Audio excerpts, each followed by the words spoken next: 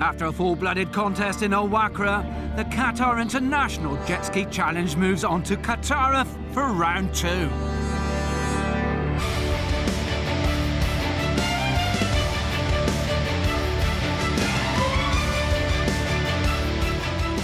And another equally bruising race weekend.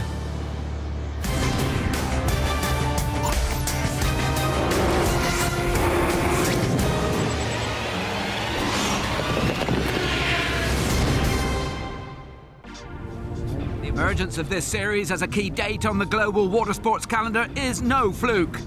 It's initiated by the Qatar Marine Sports Federation, whose president has far-reaching ideas for the capital's powerboat future. We always want to go one level higher in every category that we do in QMSF. So, for the jet skis, we have always been running it as the local races only. Last year, we decided to have the local races being converted to open races. That is, it's open for anybody around the world can come in and participate. We decided to have a very strong media coverage on what we call our local races. That gives a big push for the local riders to get sponsors, to get more media attention, and hopefully push for them to perform even better in the races. What we have done for the aqua bikes or jet skis is going to happen across the board for all the classes or categories that we run in QMSF. Pleasure boat, pro class, the junior hydros, all of them will have exactly the same setup. We want to race, we want to have fun, and at the end of the day, everybody needs to go home happy and safe.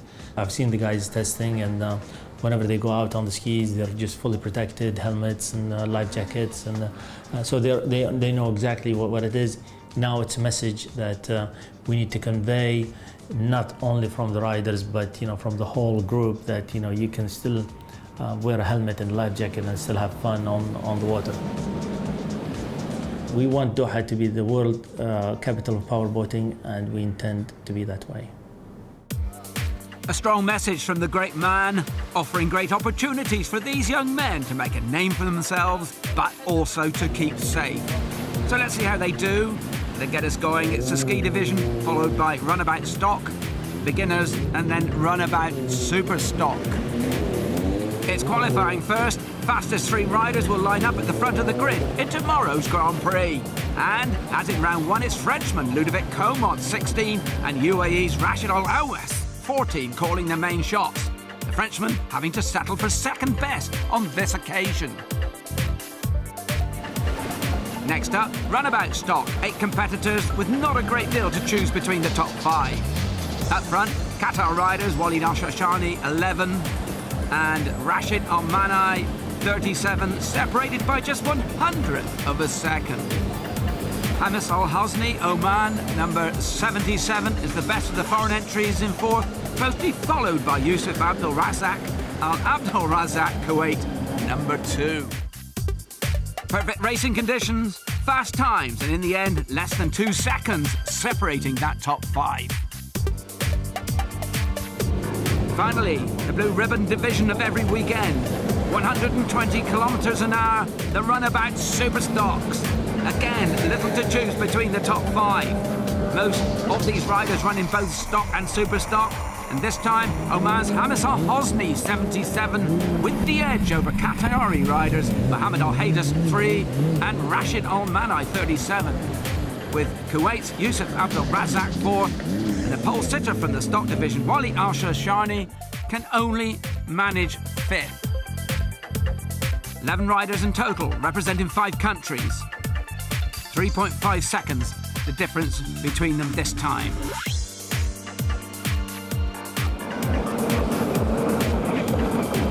As well as the full-blooded contest for experienced riders, the Qatar Series also offers an opening for the less experienced to give it a go.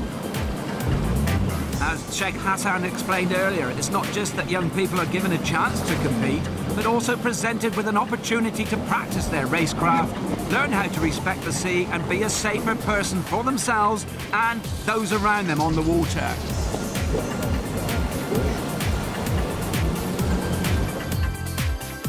In qualifying, Saudi Arabia's Hesham Sami Baksh comes out on top ahead of Hamid Al Anjawi, UAE, Mohammed Al Obeidi, Qatar, and Abdul Rahman Al Omar, also from Kuwait.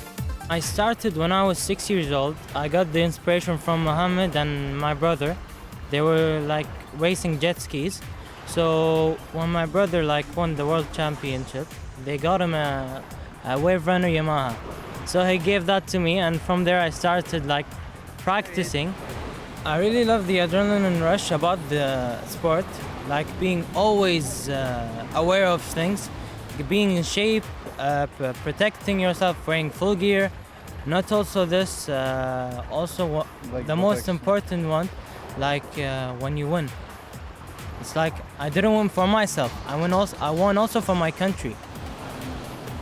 And there's other motivation too. Abdul Rahman's cousin is a world champion and mentor. It's a good chance for the young or the new rider, racer who want to race out from Kuwait. All the time I told him, be safety, helmet, leg protection, life jacket. That one's first, then you must ride good and be stronger on the race. But I wonder who will eventually finish up on top of the family stakes. One day, any day, I think. I think this is the chain reaction for me to get better. Not letting him pass me. Catch up with Abdul Rahman's podium bid later. Meanwhile, let's take a quick look at the track. It's pretty familiar, around 2 kilometres in length, 32 corners created to remove high-end straight-line power and replace it with short, rapid acceleration and sharp bends.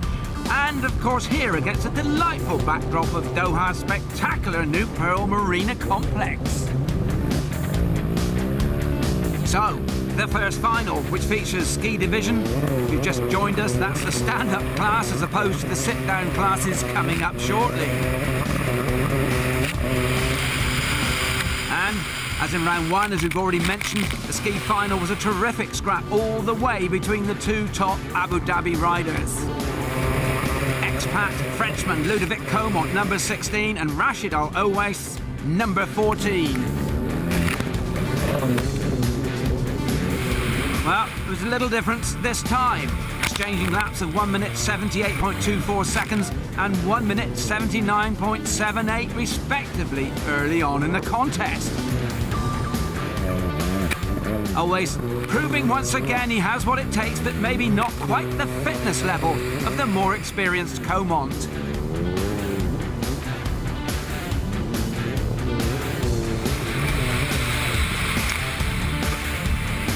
Bit by bit, lap by lap, and in sea conditions slightly more temperamental than round one, Comont stamps his authority, and with half of the scheduled 12 laps completed, leads by almost a minute. Elsewhere, 22 Fahad Al Masalam, Kuwait holds third ahead of Shashani 11, Abdulaziz Al Amar Kuwait number 1, and 58 Hamad Al Romi, also from Kuwait.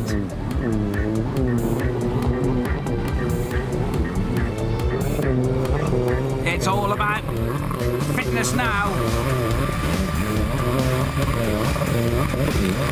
And in the end, no doubt at all who would be the winner. Comont, bossing it at a stroll, crosses the finishing line almost a minute and 38 seconds ahead of his nearest rival.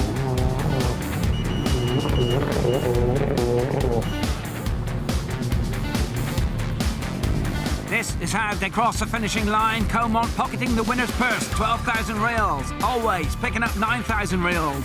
And Al Muslim, 6,000.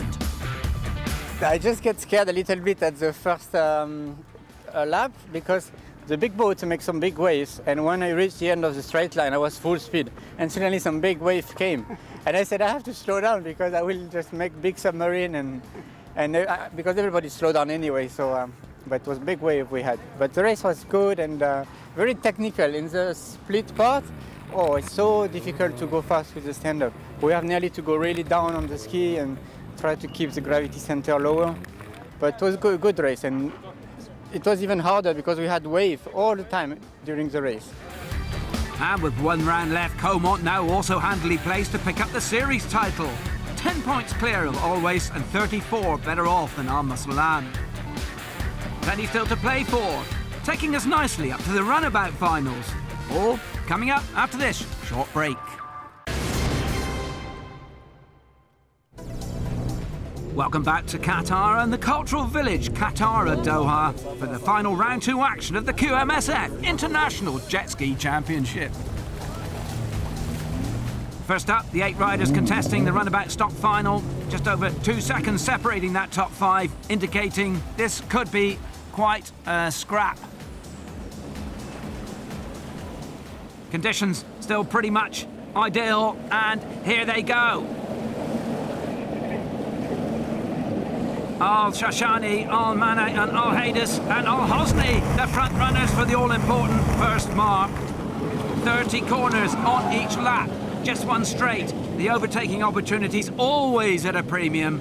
He who takes the whole shot draws with it a huge advantage. And it's Al Hosni from 4th on the grid. Shashani, 11 in his wake. 0.82 of a second quicker than the Omani rider in qualifying, but with a little bit of work to do here.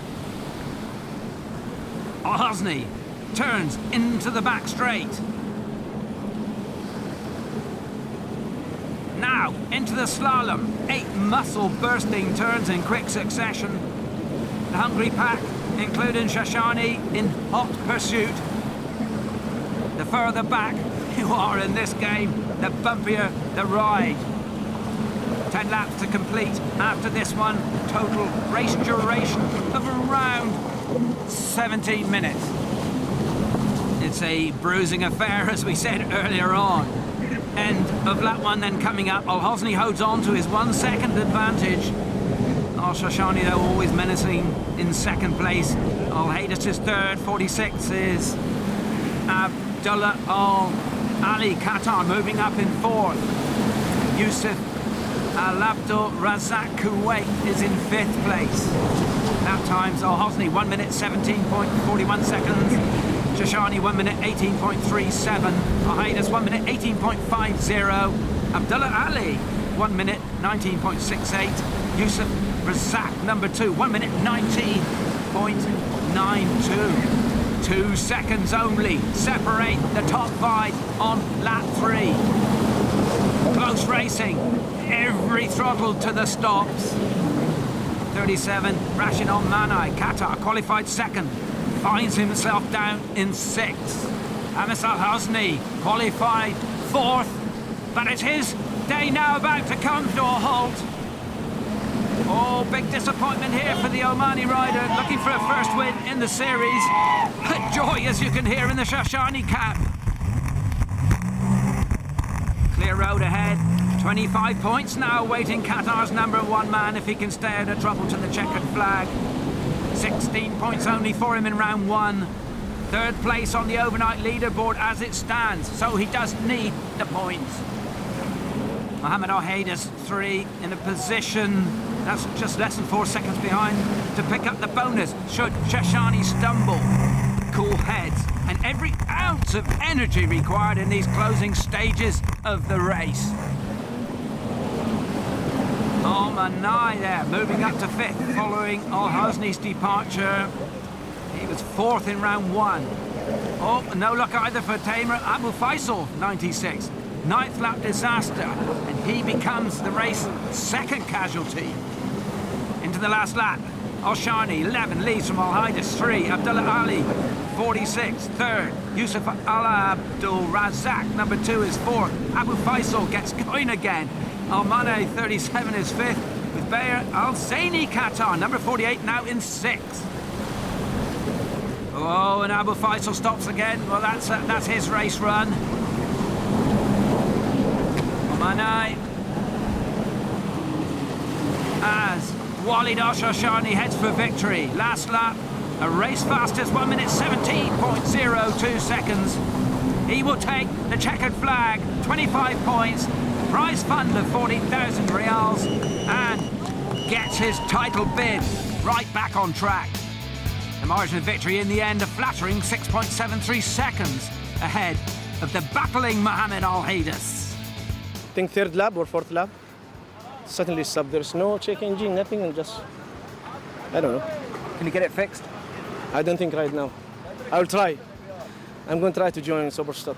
I'm going to try and do my best in this 15 minutes. Right? Good luck. Thank you.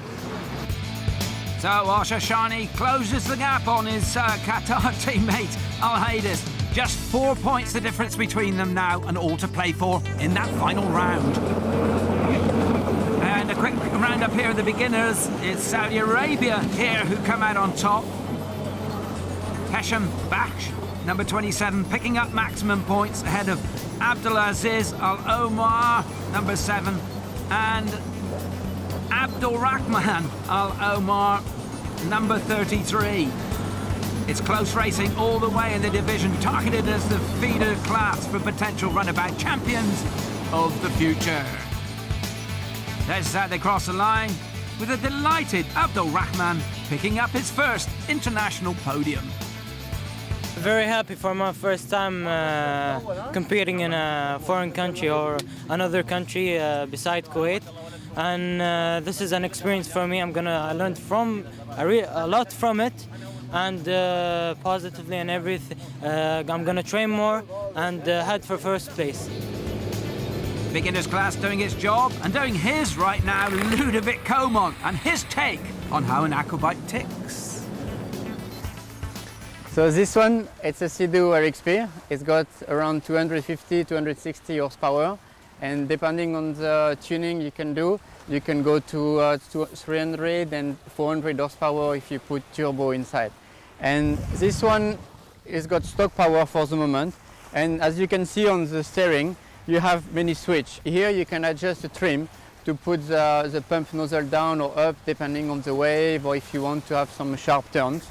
And here you can change the mode just for the dashboard to see the RPM or the speed or the engine temperature. But when you are racing, don't think about the dashboard, you have no time to look at it. And under the seats, it's where is everything, all the power is there. As you can see here, you have a bottle with some coolant. Like this engine doesn't use the fresh water to cool down the engine. And this one have a stock exhaust, a stock supercharged, but most of the people, they make tuning and they upgrade, they change the supercharge here, they change the throttle body. You can change lots of parts in Pro class, but in stock class, you're not allowed to change anything here. And the engine